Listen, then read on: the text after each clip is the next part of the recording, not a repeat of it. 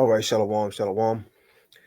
First and foremost, I want to give all praises, honor, and glory to Yahweh, Bahashim, Yahweh Shai, Bahashim, Ruchaha, Kodash. I want to give double honors to the head apostle, and that is a great millstone who rule well and teach well.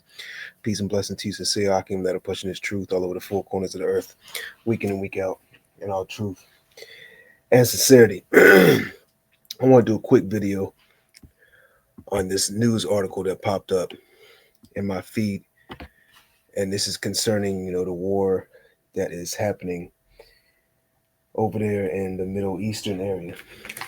And the title of this video is Israel drops earthquake bomb as Iran arouses fear with secret ship and fighter jet.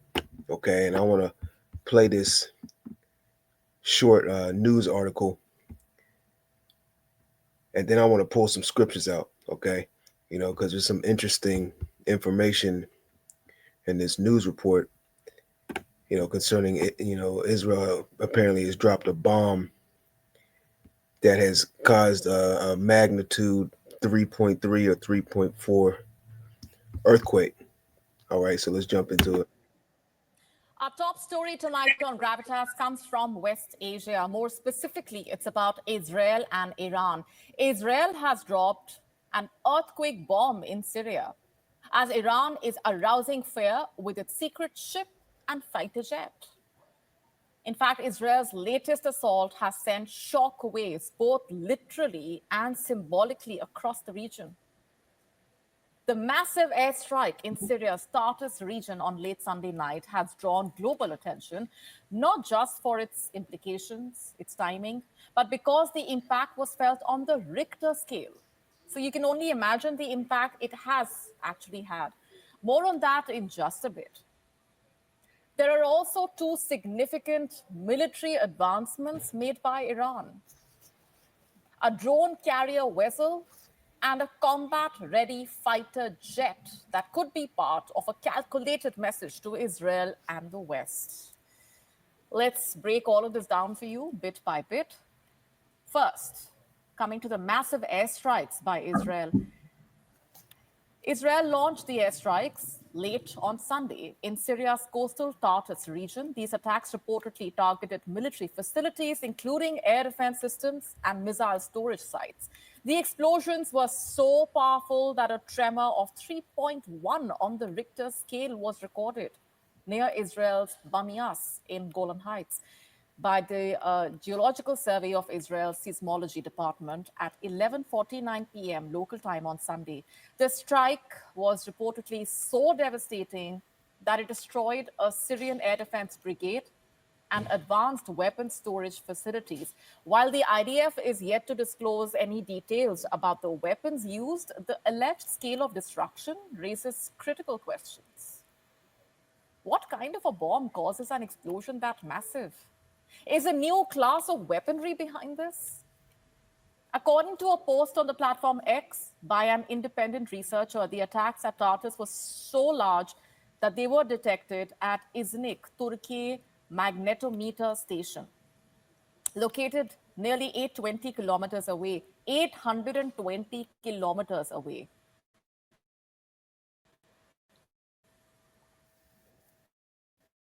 Meanwhile, Abu Muhammad al-Golani, the leader of Syria, And that was a minor missile strike. That was a minor bomb that was dropped, and the ramifications from Israel dropping this bomb that was in has been entitled earthquake bomb has caused a magnitude 3 something on the Richter scale earthquake. Okay, and can you imagine how the earth is going to move and feel when those intercontinental ballistic missiles hit Babylon the Great? Man, if a minor missile strike, a minor bomb, hit a particular landmass and caused an earthquake that was felt miles and miles away, man, these intercontinental ballistic missiles that hit Babylon the Great in the millions, this earth, these tectonic plates are going to move immensely. And there's going to be not only earthquakes, because, those tectonic plates moving will create tsunamis, will create volcanoes, because that's how tsunamis happen, the tectonic plates moving under the ocean. That's how volcanoes happen. Those tectonic plates moving against each other under these various different mountains, and that's how that magma and that lava flows, from the depths of the earth, at these, there's actually a word that these volcanoes sit on geographically. It just slipped my mind, but Lord willing, it'll come back to me. Let's go to Revelation 11 chapter, and let's go down to the 11th verse. It says, "And after 3 days and a half, the spirit of life from Yahweh entered into them, and they stood upon their feet, and great fear fell upon them which saw them." And you have, men all over the four corners of the earth being raised up by Yahweh, by Shem Yahweh Shai, out there prophesying the end. Verse 12, "And they heard a great voice from heaven saying unto them, Come up hither. And they ascended up to heaven in a cloud, and their enemies beheld them." This is concerning the elect. Okay. So this is somewhat of a timeline format. First, this wisdom and knowledge has to be pushed all over the four corners of the earth. And then, all right, concerning after these prophecies take place, and then that deliverance is coming to the elect of the nation of Israel. Let's keep reading on. It says, verse 13, "And the same hour was there a great earthquake, and the tenth part of the city fell, and in the earthquake were slain of men 7,000, and the remnant were affrighted and gave glory to Yahweh of heaven." See, those remnant are going to be in those ships, those chariots, those so-called UFOs, which now they're being entitled and labeled so-called drones.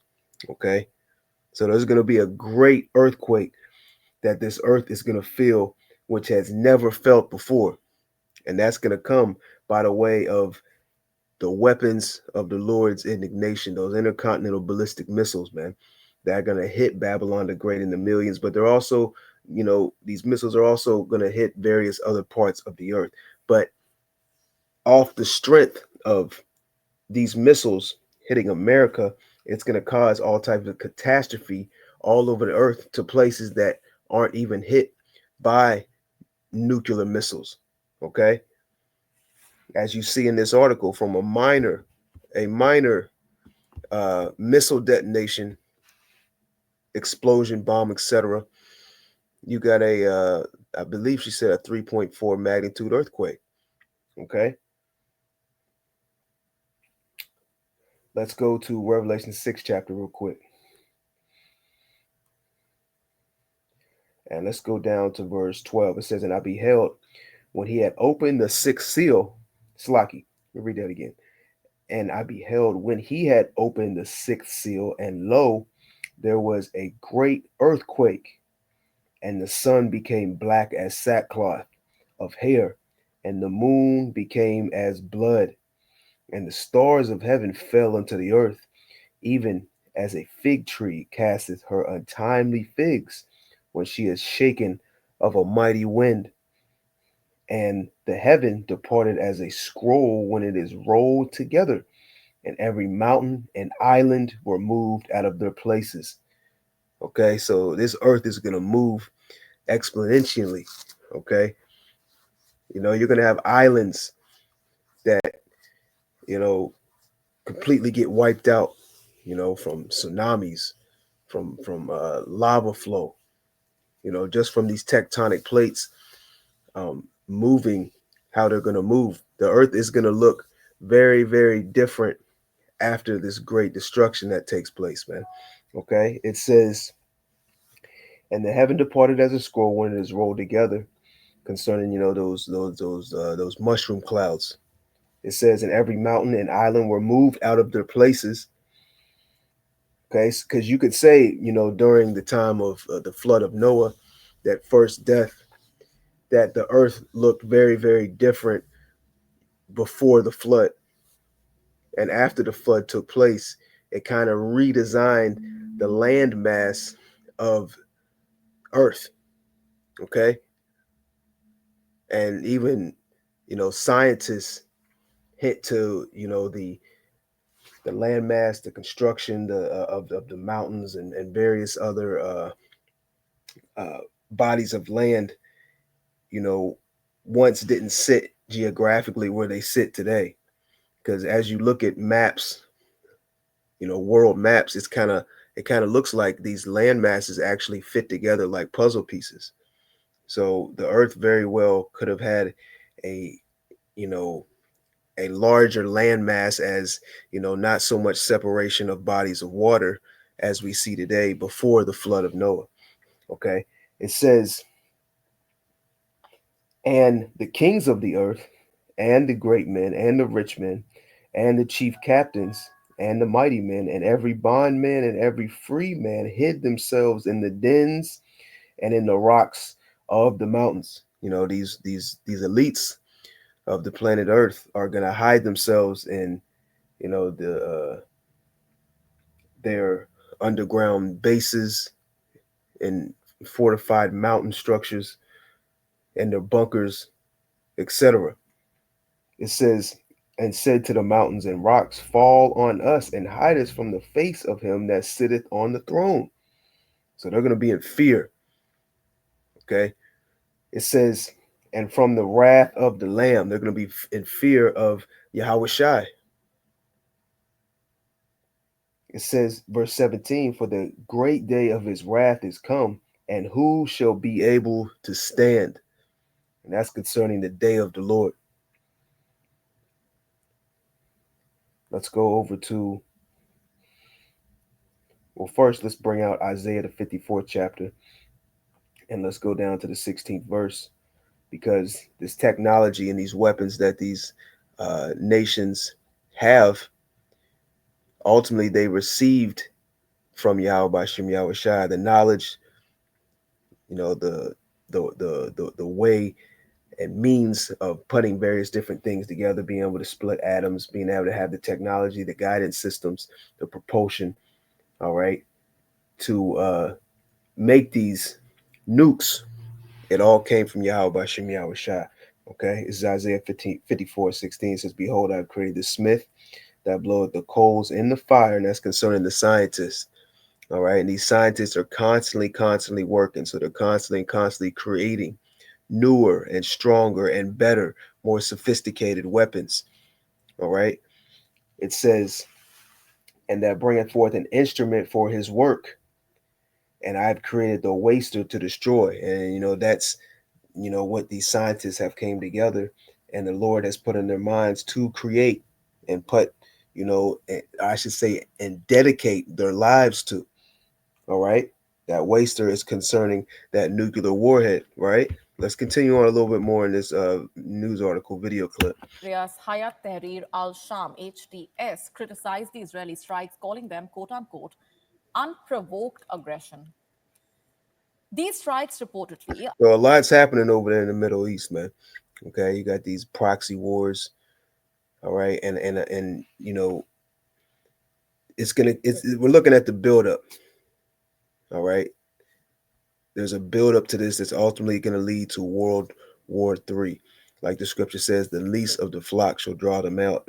Ultimately, Israel is going to draw in America and these various other nations in for a great battle, which ultimately is Yahweh by Shem Yahweh Shai gathering all these nations together for that great battle, World War III. And at the height of World War III, that's when we're going to see these missiles, these intercontinental ballistic missiles being fired, all right, all over the earth, primarily over here in Babylon the Great, America, right? Let's go to Isaiah, the 13th chapter, and let's go down to the 4th verse. It says, the new noise of a multitude in the mountains, like as of a great people, a tumultuous noise of the kingdoms of nations gathered together. The Lord of hosts mustereth the host of the battle. Okay, so Yahweh Shem Yahushai, that's gathering these nations to battle. All right, that's rousing up these world leaders. Okay, the temperature is rising and the tensions are rising, and we're right there at that tipping point, so to speak. It says they come from a far country, and what's coming from a far country? Let's read on. It says, "From the end of heaven, even the Lord and the weapons of his indignation to destroy the whole land." All right, so these are the Lord's weapons, like we read in Isaiah the 54th chapter. Okay, Esau and these other nations, China, Iran, North Korea, they've been in the lab, they've been doing their homework and studying and testing, and they finally have come up with a new missile, a new system, and they have ultimately given credit to themselves. Little do they know it was the Most High Yahweh put in their mind to do these various things, and create and come about with certain technologies, so to speak. And they think it's ultimately for their protection, for their gain, for their longevity, to protect their nation, and this, that, and so forth, to protect their country. But ultimately, it's been for their demise. It says, "And the weapons of his indignation to destroy the whole land." Verse 6, "Howl ye, for the day of the Lord is at hand, and it shall come as a destruction from the Almighty." And that's what these so-called Christians, they don't understand. They think the day of the Lord is going to be sweet. No, along with the day of the Lord is that's when that great destruction is going to take place, man. Okay, in the midst of um, all hell breaking loose, missiles being fired. All right, multiple things going on simultaneously. You know, a Yahweh Shai cracking them clouds with the angels, further in that destruction. Okay, there's also going to be deliverance along with that destruction. There's going to be deliverance. And that deliverance is only coming to the elect of the nation of Israel. But what they teach you in the Christian church, that it's just gonna be a bright sunny day. The birds are gonna be chirping, the dogs are gonna be barking, everything's gonna be cool. You're gonna be watching TV. You're gonna be out, you know, um, pulling tomatoes out of your garden, and then you're just gonna be beamed up, or you're just gonna be. They don't say beamed up, of course, but you're just gonna be taken. A lot of these Christians believe in the rapture. The rapture doctrine theory, and you're just going to be taken. You know, you're just going to be, or another scenario. Caesar Borgia is going to just come out of the clouds, and there's going to be a big old white hand, and all the Christians are just going to crawl up in his hand, and he's going to fold it back and take you back into the heavens, and you're going to be in heaven, right? Wrong. Let's keep reading. It says,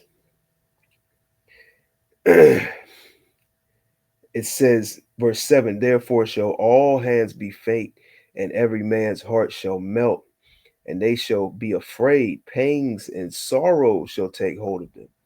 They shall be in pain as a woman that travaileth. They shall be amazed one to another. Their faces shall be as flames." Verse 9, it says, "Behold, the day of the Lord cometh cruel, both with wrath and fierce anger." So the day of the Lord is not going to be a nice, sunny, bright day. All right. The day of the Lord's coming cruel with wrath and fierce anger. Yahweh Shai has been patiently waiting for the okay from the Heavenly Father Yahweh. And the angels as well have been patiently waiting to receive that command, all right, to wreak havoc and destruction on this place, for Yahweh Shai to get his vengeance, and also to go and retrieve the elect. All right. It says, "Behold, the day of the Lord cometh cruel, both with wrath and fierce anger, to lay the land desolate, and he shall destroy the sinners thereof out of it." Okay. It says, "For the stars of heaven and the constellations, therefore, shall not give their light." Yeah, because of the smoke from Babylon the Great traveling the globe, traveling the whole earth.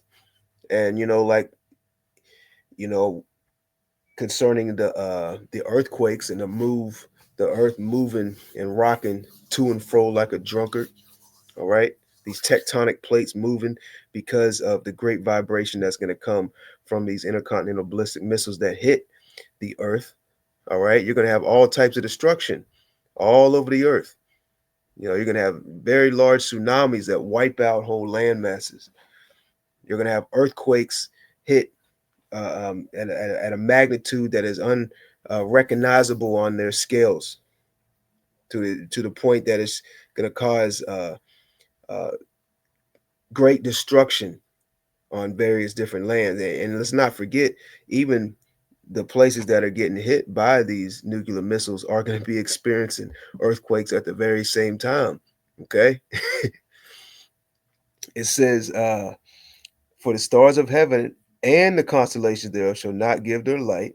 The sun shall be darkened in its going forth, and the moon shall not cause her light to shine. So smoke is going to cover the whole planet Earth.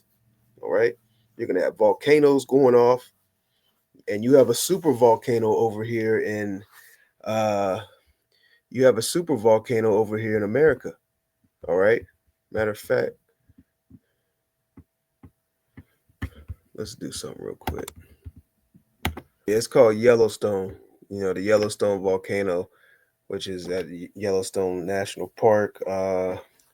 Not sure where actually. Let's do some research real quick. Bear with me one moment.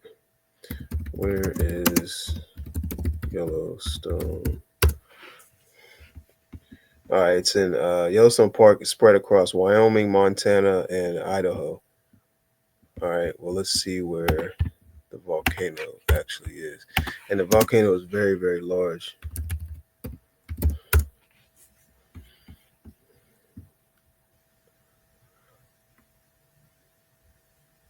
So the so the crater. All right, let me read this.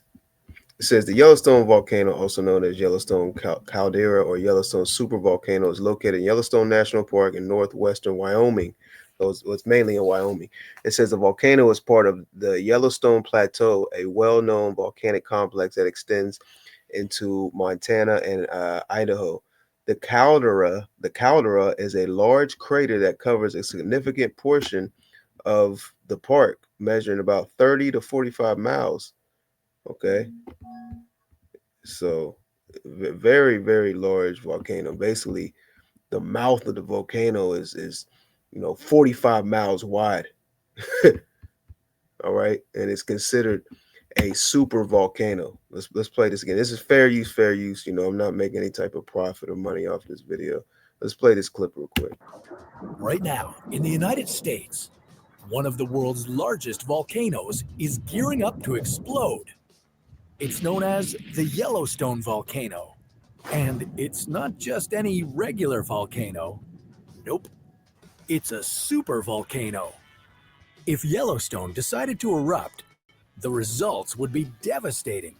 But how bad would Yes, there you get it. So I believe some of these clips are from the movie Volcano. That's a good movie to check out too. So if if and I've watched documentary videos on Yellowstone National Park, and I mean Yellowstone, the volcano, and basically they go into, if Yellowstone erupted, it would just basically almost destroy it would cause catastrophe over the whole planet. They basically said after it erupts, the majority of the earth would be destroyed, and it would, after the dust settled and all that, it would go into almost like an ice age, because of how, basically what we're reading in Isaiah the 13th chapter. The sun being blotted out, the moon being blotted out. Okay, the earth not being able to get the heat it needs. All right, let's read that again. It says, for the stars of heaven and the constellations thereof shall not give their light. The sun shall be darkened in its going forth, and the moon shall not cause her light to shine. Okay. And, these scientists have said it would be a ice age just off the strength of this volcano right here erupting. Okay. So you can imagine every volcano damn near on the earth erupting. simultaneously, along with the millions of missiles that are going to hit Babylon the Great and the missiles that get shot off in the various other parts of the earth. Okay. It says,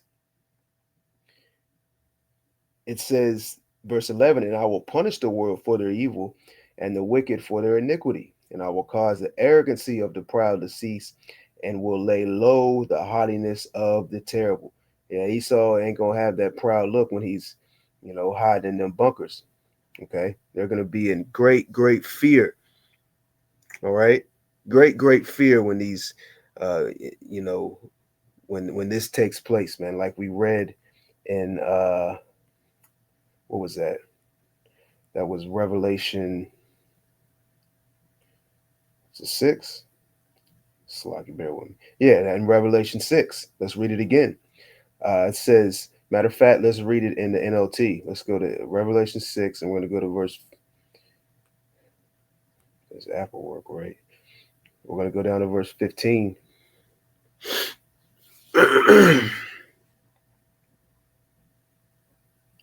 All right, this is Revelation 6 and 15. It says, then everyone, the kings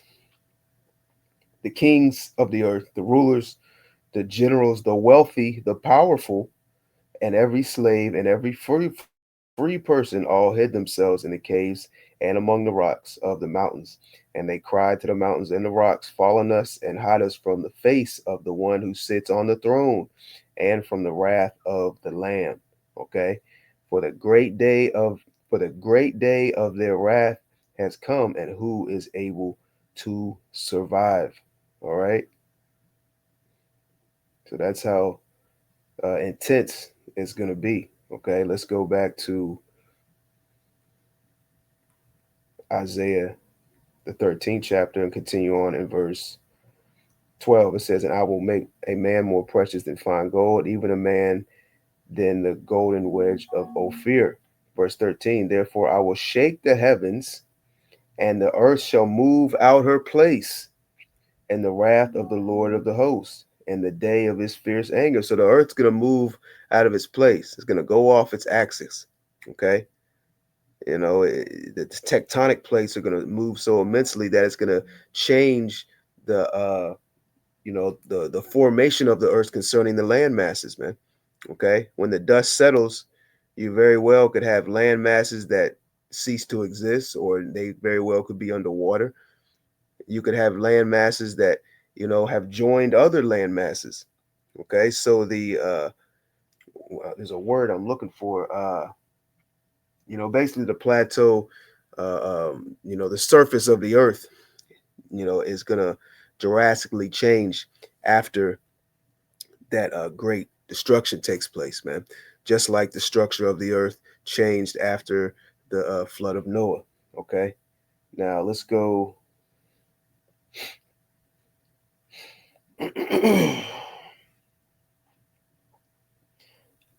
Bear with me one moment.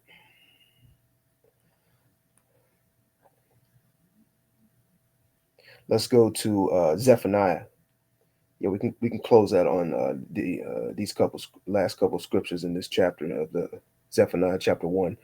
This is Zephaniah 1. Let's get down to verse 14. It says, the great day of the Lord is near, it is near, and hasteth greatly. And this is what we're out here telling you, so-called Negroes, Latinos, and Native Americans. All right. We're telling you first and foremost, all right, that hey, the day of the Lord is near, to repent, to turn back to your true power, Yahweh Bashim Yahweh Shai. All right. The name of the Most High is Yahweh. The name of his son is Yahweh Shai. All right. It's not, the name of the Most High is not God. The name of his son is not Jesus Christ, even though you have Hebrew Israelite camps that'll tell you that. Okay. It says, the great day of the Lord is near, it is near, and hasteth greatly. Even the voice of the day of the Lord, the mighty man shall cry there bitterly.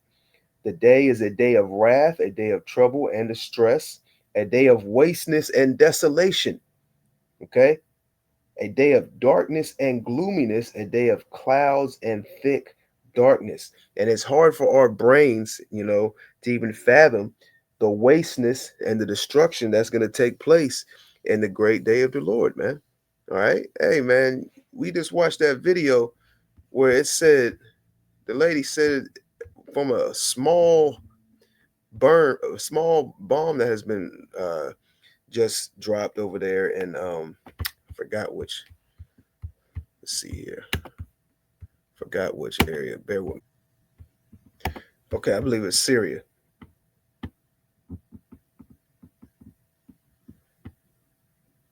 Let's see. It's back. From West Asia. More specifically, it's about Israel and Iran. Israel has dropped an earthquake bomb in Syria. Okay, so yeah, they dropped it in Syria, and it's caused a 3.4, 3.5 magnitude earthquake, from a relatively small bomb. Okay, so let's keep reading. This is Zephaniah 1 and verse 15. The day is a day of wrath, a day of trouble and distress, a day of wasteness and desolation, a day of darkness and gloominess, a day of clouds and thick darkness, a day of the trumpet and alarm against the fenced cities and against the high towers. And I will bring distress upon men, that they shall walk like blind men. Okay, going into that scripture we were going into in Isaiah 13, man. Okay, it says, because they have sinned against the Lord, and their blood shall be poured out as dust, and their flesh as the dung. Okay, verse 18. Neither their silver nor their gold shall be able to deliver them in the day of the Lord's wrath. We were talking about this at camp last week. You're not going to be able to barter, okay, with Yahweh Shai, okay.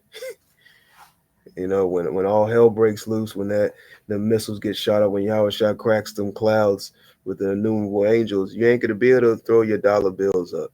All right, your gold, your silver, your pearls, your diamonds, all right, whatever you have, which ultimately was given to you by Yahweh, by Shem Yahweh Shai, you ain't gonna be able to bargain with Yahweh Shai, man. Okay, because at the end of the day, he already owns all that. All right, so it's gonna mean nothing. It says,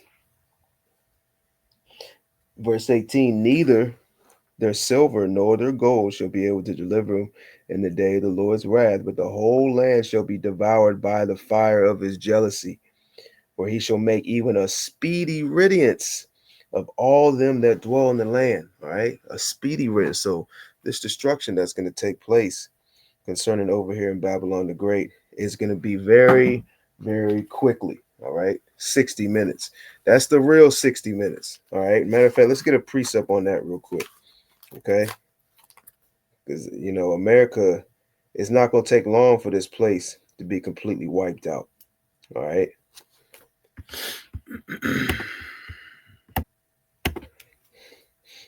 All right, let's go to Revelation, the 18th chapter.